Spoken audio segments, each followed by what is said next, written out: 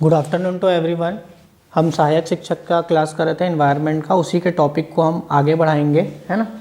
अपन आज देखते हैं परिवार का जो टॉपिक दिया हुआ है सिलेबस में, है ना, उसको देखेंगे हम। परिवार का जो इकाई 6 में दिया हुआ है पर्यावरण के, ठीक है, तो उसको बहुत इंपॉर्टेंट टॉपिक है, लगातार उससे क्वेश्चन आया हुआ है शिक्षक भर्ती में, पिछले बार भी जो हुआ है उसमें से।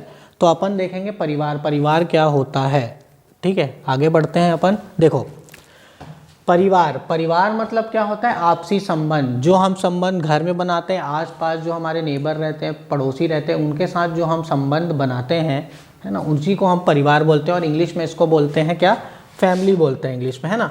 इंग्लिश में इसको हम लोग लिखते हैं फैमिली, ठीक है, उसी को हम परिवार बोलते हैं। आपसी संबंध आपका सिलेबस में दिया हुआ है, लाइन नाम लिखा हुआ है। आपसी संबंध का आशय क्या है कि हम जो भी संबंध किसी के साथ बनाते हैं वो बहुत बड़ा योगदान करता है हमारे किसके लिए? सामाजिक विकास के लिए। सामाजिक विकास के लिए हमारा आपसी संबंध जिसके साथ भी हो, हमारे दोस्तों के साथ हो, परिवार के साथ हो, हमारे टीचर्स के साथ हो, जिसके साथ भी हो, वो सामाजिक विकास के लिए बहुत महत्वपूर्ण तत्व है। जिससे हम क्या सीखते हैं? आचार आचरण सीखते हैं, व्यवहार सीखते हैं, नियम सीखते हैं।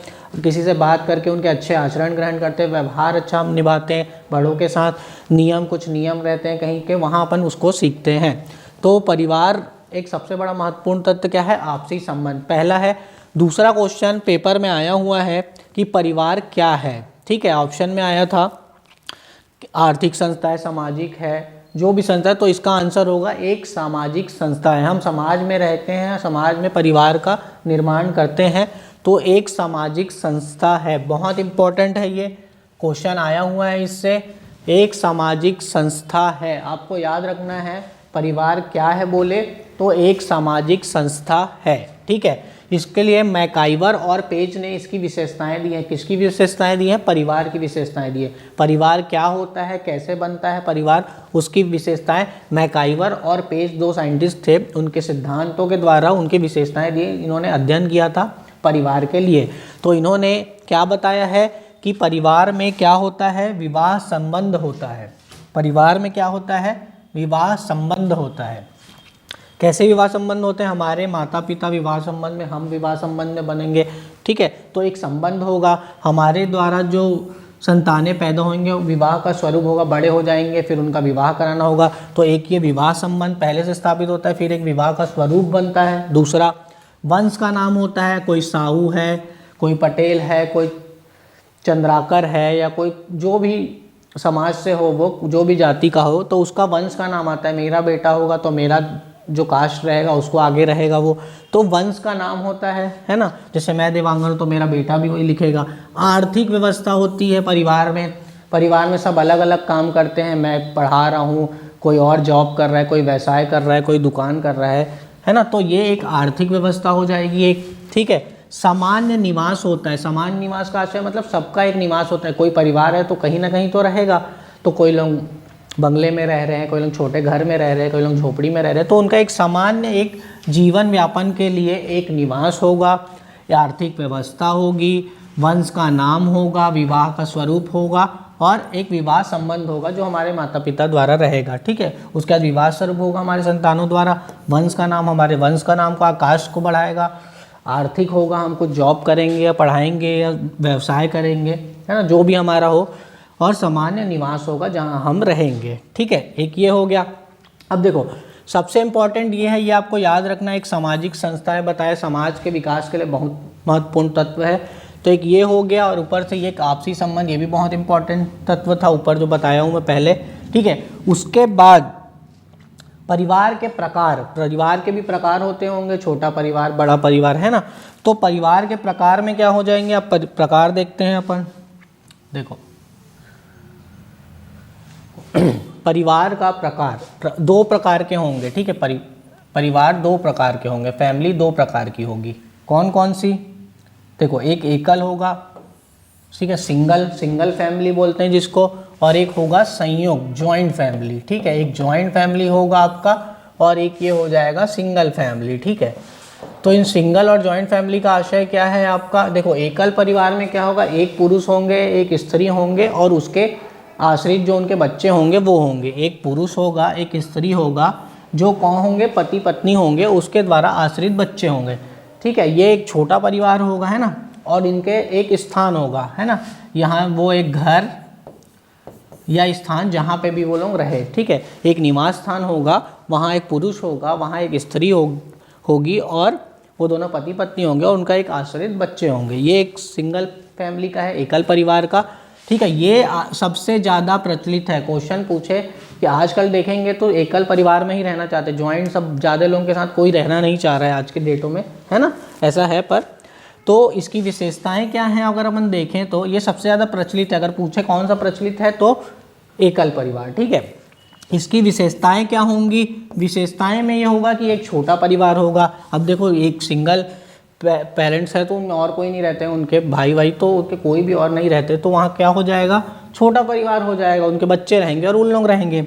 विवाह का स्वरूप होगा, जैसे पहले बताया, इनके जो अविवाहित बच्चे होंगे उनका एक विवाह का स्वरूप बनेगा, उनका फैमिली आगे बढ़ेगा, तो एक विवाह का स्वरूप होगा। वंश का नाम होगा, है ना, जो जात या कास्ट के वो होंगे उसका वंश का नाम आगे बढ़ाएंगे वो, तो एक ये वंश का नाम होगा। सामान्य निवास होगा, वही बताया मैं, वो जहाँ पे एक निवास स्थान, जहाँ पे भी वो रहें उनका एक सामान्य निवास स्थान होगा। तो ये हो गया एकल परिवार। पूछता है भाई तो आपको याद रखना है। संयुक्त परिवार क्या होता है, ज्वाइंट फैमिली, जो 3 या 3 से अधिक पीढ़ी, ठीक है, जो 3 या 3 से अधिक पीढ़ी एक साथ रह रहे हैं, एक साथ, ठीक है, एक साथ, ठीक है, उनकी जो पीढ़ी है एक साथ एक भवन में रह रहे हैं। जैसे मेरे पिता दादाजी हैं, दादा के 2 भाई हैं, उन लोग, उनके फिर बच्चे हैं, जो एक मेरे पिता है, मेरे चाचा हैं और एक मैं हूँ, तो हमारे जो 3 पीढ़ी हम लोग सब एक साथ रह रहे हैं, उसी को क्या बोलेंगे आप, संयुक्त परिवार बोलेंगे। दादा, पिताजी, मैं, फिर मेरा फैमिली आएगा, तो ये चलते जाएगा, तो ये पीढ़ी दर पीढ़ी चलते जाएगा, उसी को संयुक्त परिवार, जॉइंट फैमिली बोलेंगे। ठीक है, इनको मैक्स मुलर करके एक व्यक्ति है, साइंटिस्ट है समझ लो, उन्होंने बताया है कि संयुक्त परिवार भारत की आदि परंपरा है, मतलब प्राचीन परंपरा है। प्राचीन के लोग संयुक्त परिवार में रहते थे। आज भी देखोगे तो कई पुराने महल दिखेंगे जहाँ पे पूरे संयुक्त परिवार, बड़े बड़े फैमिली आज भी रहते हैं। ठीक है, तो उनका क्या होता है, सहयोगी व्यवहार के होते हैं। सहयोगी मतलब आप संयुक्त, उनकी विशेषताएं अगर देखें अपन, ये विशेषताएं हैं, है ना, विशेषताएं, अगर विशेषताएं देखें संयुक्त परिवार का, तो संयुक्त परिवार कैसे होंगे, सहयोगी होंगे, आपस में सहयोग करेंगे। मेरा भाई मेरे साथ रहेगा और मेरे पिताजी और मेरे दादा, तो आपस में कोई कठिनाइयाँ आ गई, कोई परेशानी आ गई, तो सहयोगी किस्म के रहेंगे, सहयोगी। ठीक है, कर्ता, उसका दूसरा विशेषताएं में आएंगे तो कर्ता का सर्वोच्च, जो वहाँ के कर्ता, जो मेन पालन पोषण करने वाले हैं, उनका सर्वोच्च स्थान होगा। आप लोग देखे होंगे पहले मूवी वगैरह में भी दिखाता है, एक ही राज रहता है ना, या दादा हो या दादी, उन्हीं का ही चलता है। कुछ भी डिसीजंस लेना है तो उन्हीं के द्वारा होता है, भले आप कुछ भी बोलो। ठीक है, आप सही हो या गलत हो, जो फैमिली है वो सर्वोच्च स्थान कर्ता का होता है, जो वहाँ पे पालन पोषण और जो उसको मेंटेन कर रहा है उस परिवार को, संयुक्त परिवार को। जो सबसे प्रमुख होगा, मुखिया जिसको बोलेंगे अपन, उसी का क्या होगा, आपका सर्वोच्च स्थान होगा। ठीक है, इसके अपन इसको बांटे अगर संयुक्त परिवार को, ज्वाइंट फैमिली को, तो 2 भाग में और बांट सकते हैं, पितृ सत्तात्मक और मातृ सत्तात्मक। कैसे होगा, कई जगह सिर्फ पिता का ही मुखिया माना जाता है, उन्हीं का चलता है ना, पिता का ही चलता है, राजपाल बोलते हैं ना, घर में पिताजी का ही है सब कुछ। कई लोग खौफ खाते हैं पिताजी से बात करने के लिए।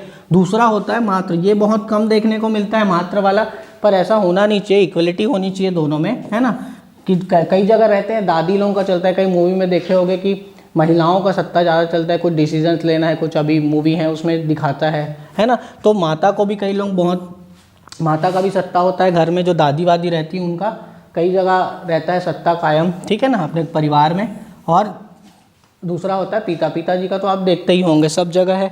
ठीक है, तो ये आपका क्या हो जाएगा, एकल परिवार और आपका संयुक्त परिवार। ठीक है, इसके बाद ये परिवार वाला टॉपिक खत्म हो गया। इससे क्वेश्चंस क्या आएंगे, एक आपका ये होगा, ये पीढ़ी अगर बोले तो 3 या 3 से अधिक पीढ़ी के एक साथ अगर एक भवन में रहते हैं, तो इसको आप क्या बोलेंगे, संयुक्त बोलेंगे। कौन सी आदि परंपरा है परिवार रहने की, तो आप मैक्स मुलर के हिसाब से संयुक्त परिवार है, और किसने बोला है, तो मैक्स मुलर है। विशेषताएं देखेंगे तो 2 ही विशेषताएं और हैं, बाकी और ये सब भी विशेषताएं आएंगी, जैसे बड़े आकार में रहते हैं लोग, बड़े आकार, घर बड़ा होगा थोड़ा सा, है ना, बड़े आकार में रहेंगे, है ना।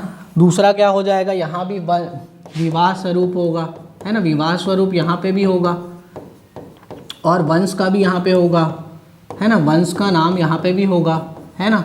तो तीनों चीज़ें यहाँ पे भी होंगी जो यहाँ पे है और समान इंसानों का, पर ये सहयोगी थोड़ा इसमें, क्योंकि जॉइंट फैमिली से इंसान सीखता है और बहुत कुछ सीखते हैं, सब साथ में रहेंगे तो एक व्यवहार रहेगा और बहुत सारी चीज़ें साथ में रहने से इंसान सीखता है, अकेले रहने से ज़्यादा नहीं सीखते। अगर यहाँ पे है माता पिता अगर काम करने वाले चले गए, बच्चे अपने स्कूल चले गए, तो वो एक फैमिली का जो माहौल होता है, व्यवहार होता है, वो नहीं सीखा। संयुक्त परिवार में सबके साथ रहने का, साथ चलने का, यूनिटी का भाव भी सीखते हैं अपन, तो ये इससे भी बहुत कुछ सीखा जाता है। पर आज के डेट में बहुत कम हो गया है, आजकल सब अकेला रहना ही पसंद करते हैं, ठीक है। तो इसमें सहयोगी नेचर भी आता है और कर्ता की सर्वोच्च, ये दो चीज़ इसलिए अलग से लिखाया हूँ कि ये दोनों को पूछा हुआ है, ठीक है। एक एग्जाम में पूछा है, सहयोगी भाव रहता है इसमें, और ये भी आपको याद रखना है। इसके बाद अपन ऊपर आएंगे तो ऊपर में क्या क्या याद रखना है अपने को इसकी विशेषताएं, इसको मैकाइवर और पेज ने दिया है, ये याद रखना है। सामाजिक संस्था याद रखना है और आपसी संबंध से अपने को आशय कि हम जिसके साथ संबंध में, पड़ोसी से कुछ मदद मांग लिए या कुछ उसने मदद मांगा तो दे दिए, समाज में दोस्तों ने कर लिया, तो वो आपसी आपका संबंध हो जाएगा, ठीक है। उसके बाद ये वाला जो परिवार वाला टॉपिक है ये आपका ख़त्म होता है। इसके बाद नेक्स्ट टॉपिक आएगा आपका सामाजिक बुराइयाँ। सामाजिक बुराइयाँ में हमको क्या पढ़ना है, सामाजिक बुराइयाँ में हमको 5 चीज़ पढ़ना है, ठीक है। मुख्यतः 5 चीज़ पढ़ना है, इसी के अंदर सब आ जाएगा, ठीक है। क्या हो जाएगा, बाल विवाह पढ़ना है। बाल विवाह जो कम उम्र में शादी हो जाता है, वयस्क नहीं हुए रहते हैं ना, उसका है। दहेज प्रथा, है ना। बाल श्रम, जो चाइल्ड लोग काम करते कारखानों में, उसको पढ़ना है। और नशाखोरी पढ़ना है और चोरी पढ़ना है। ये 5 टॉपिक्स है, इसको अपने को नेक्स्ट क्लास में अपन ये पांचों को डिटेल में देखेंगे। इससे बहुत सारे क्वेश्चन आते हैं, है ना। इसको हम लोग अलग से, इसलिए इसको मैं अलग से पढ़ाऊंगा, एक एक टॉपिक, इसमें क्या है, इसका परिणाम क्या होता है, उसका निवारण कैसे हो सकता है, तो एक एक टॉपिक करके इसको अपन देखेंगे। कल इसका क्लास करूँगा, उसके बाद 3 और 4 का एक साथ करूँगा, तो 2 दिन में आपका एक पूरा शिक्षक भर्ती वाला, सहायक शिक्षक वाला, ये आपका ख़त्म हो जाएगा, ठीक है। चलो फिर आज के लिए इतना ही करते हैं। परिवार ख़त्म हो गया हमारा, सामाजिक बुराइयाँ अपन को बस देखना है और उसके निवारण और उसका परिणाम क्या होता है वो अपने को देखना है, ठीक है। आगे आप लोगों का PSC का भी एग्ज़ाम है तो उसको भी करते रहिए, है ना। ठीक है, चलो धन्यवाद।